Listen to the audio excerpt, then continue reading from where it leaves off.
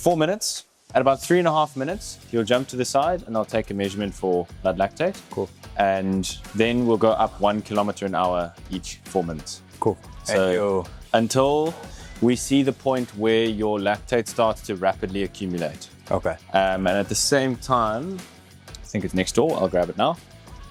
We'll also be tracking your RPE. So it's kind of meant to be just above threshold. Cool. But yeah, I'll communicate that with you as we go. So basically, it's not going to be complete exhaustion. You won't be completely dead by the end of it. Okay. It's sort of almost a slow burn because you go sort of build up through the paces, and what it will give us is a full curve of a range of different speeds with heart rate, pace, and lactate. Cool. So it's not like the VO2 max where you're like dying. No. Yeah. And then I guess a good thing too is like my coach wants me to get this so we understand training zones because I'm training in E10 like at altitude next week, right? Yes. So I guess it's good to and we're also trying to figure out like when do I come down from altitude, what's the pacing look like, all these things. Yes. So I guess a good thing to explain would be like, why do people get lactate testing? Yes. Yeah. So I mean, this will be tricky to understand when to come back from altitude and how to adjust for all of that, because that's usually quite individual. For sure. But what this will tell you is you can get a sense of your different training zones in terms of how lactate changes and when it starts to accumulate a little bit and then when it starts to rapidly accumulate. And we can also tell specifically the most efficient point to train to try and improve your ability to use lactate as fuel.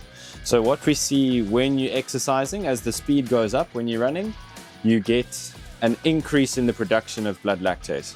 And that is in response to your metabolism is trying to move faster and faster and faster so that it can meet the demands of more energy, because as you run faster, you need to put out more force to move as fast as, to move with the speed. And that requires more energy, so the body has to make more, basically like a factory. The process has to go a bit quicker. And what happens is one of the byproducts of that is lactate, and that's where we see lactate being produced and it accumulates in the blood. But what it also does is it gets shuttled through different tissues and it gets used as fuel in other places as well, also within the muscle. So we see the physical measured blood lactate is that difference between the production and the clearance. So we sort of almost see this dynamic battle, and as we start to see it accumulate is when production starts beating clearance, and there is a point where clearance reaches its maximum and you can no longer clear lactate any faster. And that is where we then, as production continues to go up because workload is increasing, that's where we start to see the spike in blood lactate on the curve. So what we look to do is give you that exact point where clearance is working at its maximum, but production is only just kind of exceeding it, because it's a very efficient point to train, because in order to improve your ability to clear something or clear lactate, you want to stress it. So you want to tell the body, this is what I need to get better at. So that would be simply spending more time at that intensity. Theoretically, you could train at any intensity from there higher. Right. But the higher you go, the more fatigue you accumulate, because if it's far above your kind of maximum rate of lactate oxidation, you then get a very rapid buildup of blood lactate, and then all the other things that happen, it basically means it's hard to have enough time there physically, because it's a hard effort, very hard effort. Yeah. So the point just at that, it's basically the most efficient point to try and build up as much time as you can. It's often kind of sort of lactate threshold, but there's a lot of different definitions for lactate thresholds. So we tend to avoid using that term. Simply because there's, I think, for example, 13 different methods you can use to determine it, and it's probably 13 different places on the curve for lactate threshold. Yeah.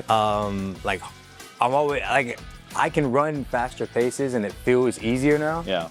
But then I'm always looking like at my watch and I'm like, wait, can I actually do this? Like, yes. So I think I'm talking to my sports psychologist and all that type of stuff too. And our whole thing is, how do you build confidence through data too? And so maybe, hopefully, we'll see how this goes. This also helps build confidence of like, when I am kind of feeling like, okay, I'm going too fast, like I haven't done this before. Yes. It's like, no, like you're capable. Actually, you could be fine, yeah. You know what I mean? Exactly. So, exactly. Cool. So Today, Carmichael's got a lactate test, lactate accumulation test. Firstly, what we'll do is a quick body composition assessment using the sum of skin folds method, just to gauge where that is and get a bit of a baseline. And then what we'll do is put him on the treadmill where we start the accumulation assessment, which will be every 4 minutes. He'll run 4-minute stages. Every 4 minutes he increases in 1 kilometer an hour in speed. And what we'll do is that just before he changes speed, we'll get him to just hop off and measure blood lactate, and we'll be tracking his heart rate the whole time. So we'll be able to see how heart rate, lactate, and everything changes as he increases in speed. And the goal is to get to the point just beyond where we start to see lactate rapidly accumulate, and that will get us a nice full picture of his lactate curve. Together, heels right back up against the wall. I'm going to shuffle you a little bit this way. Cool. Can you just tilt your head down a fraction? Deep breath in for me. And out. All right, you can step away. Very tall guy. Very tall guy.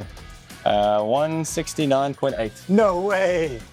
Damn, I am shorter than I thought. You can have a stand on the scale there. The crazy thing too, I keep gaining weight, but I'm getting faster. 74.7.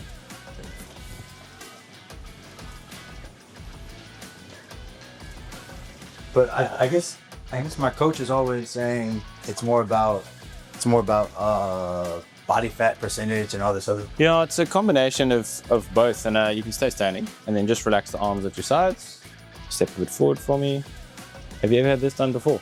No, not like that. Okay. This one's old school. Yeah, it's quite nice though. Probably more accurate than all these random tests. It's it can be when someone's experienced. Yeah.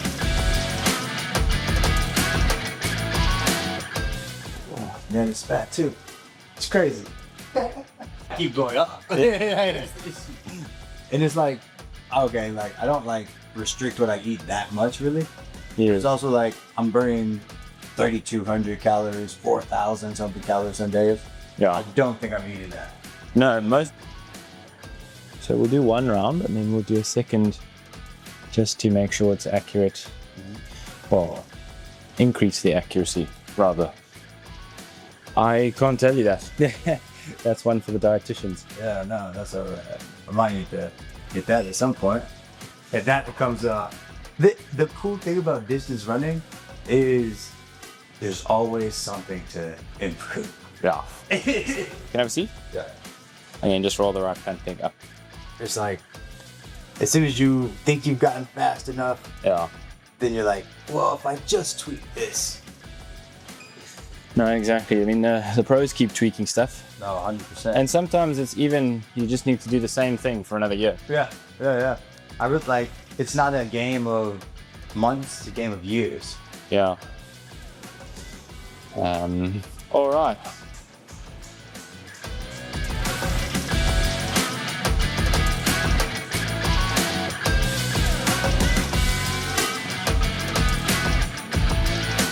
Typically, I'm still in year 3, right?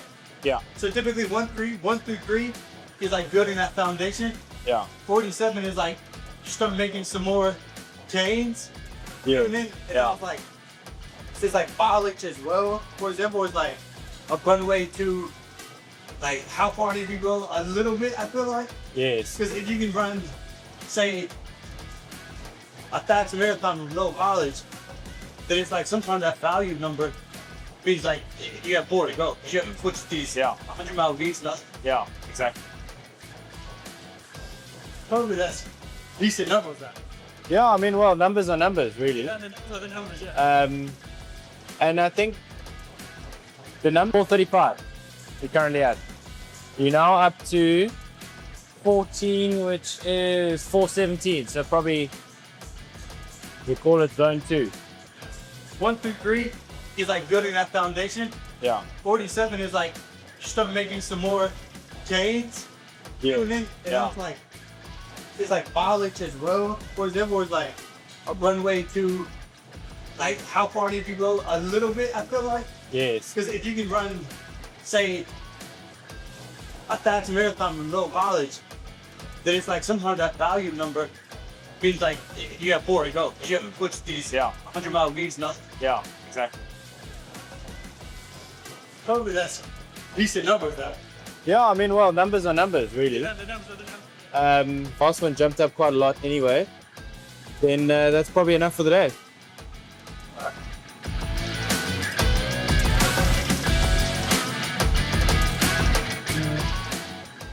Skim this off here. Because why do more than what you need to? Yeah. Is this kind of 10 here? Well, 3. 5.7. Yeah, that's enough. Can set you off for a cool down jog if you want. Lab testing doesn't have to be complicated.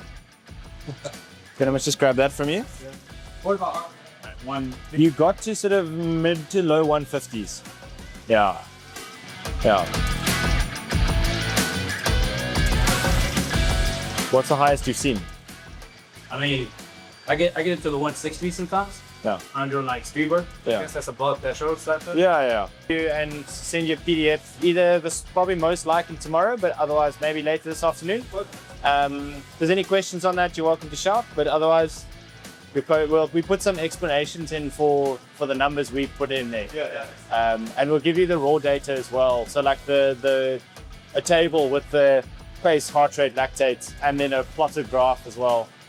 So we'll get the official results maybe today or tomorrow. I'll probably go through all this with my coach. So stay tuned, subscribe, and follow the journey to Valencia. Let's get it!